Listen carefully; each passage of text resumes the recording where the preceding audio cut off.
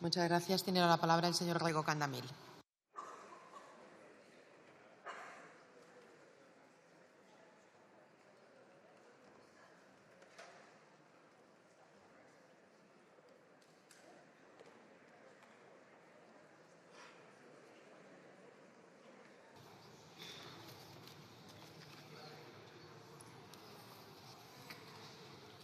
Grazas, señora presidenta. Moi bon día, señor defensor do pobo. O informe que presenta creo que é unha boa radiografía de cales son as preocupacións da sociedade en relación coas actuacións das administracións, coas súas obrigas e co cumprimento de dereitos.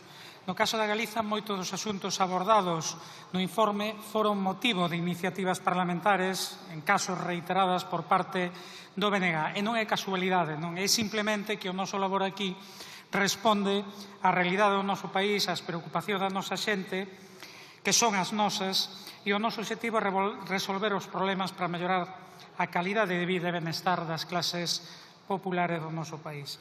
Como son moitos os asuntos e teño moi pouco tempo, abordarei só 2 ou 3. En primeiro lugar, en relación cos servizos ferroviarios, o informe sinala que a existencia de bonos colocou a demanda de cercanías en máximos históricos.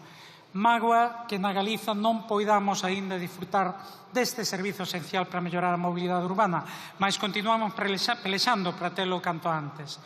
Cuestións como a venda de billetes con pouca antelación ou as deficiencias nas liñas de ancho métrico Ferrol-Ribadeo tamén se ven reflectidas. En segundo lugar, en relación coa crecente dificultade para o acceso a unha vivenda digna. Partillamos a crítica ao escaso parque de vivenda pública no Estado español e a necesidade de impulsar as políticas de vivenda pública, especialmente en réxime de aluguer. En terceiro lugar, en relación coa violencia de xénero. Concordamos, lóxicamente, na necesidade dunha actuación pública máis decidida e eficaz na prevención, dotación de medios, garantía de pagamento áxil de pensións que garantan independencia económica ou a mellora da formación e actuación das forzas de seguranza ou da xustiza. Neste sentido, queremos lembrar a necesidade de dotar adecuadamente a Galiza de seccións de violencia sobre a muller en todas as cidades, sen sobrecargalas con concentración excesiva de partidos xudiciais, como pode acontecer en Compostela, sen reconversións que desatendan outros ámbitos, como aconteceu na Coruña e Vigo, e sen deixar determinadas cidades desatendidas, como Lugo, Pontevedra ou Ferrol.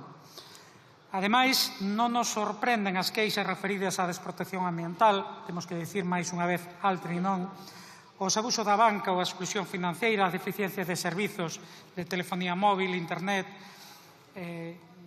ou servizos similares, o funcionamento da sanidade, a lenta tramitación das axudas á dependencia, a excesiva demora na homologación de títulos universitarios estranxeiros, a discriminación, racismo, xenofobia e LGTfobia, ou as elevadas taxas de temporalidade no emprego público e a insuficiencia dos plans de estabilización que tamén foron obxecto de iniciativas do BNG.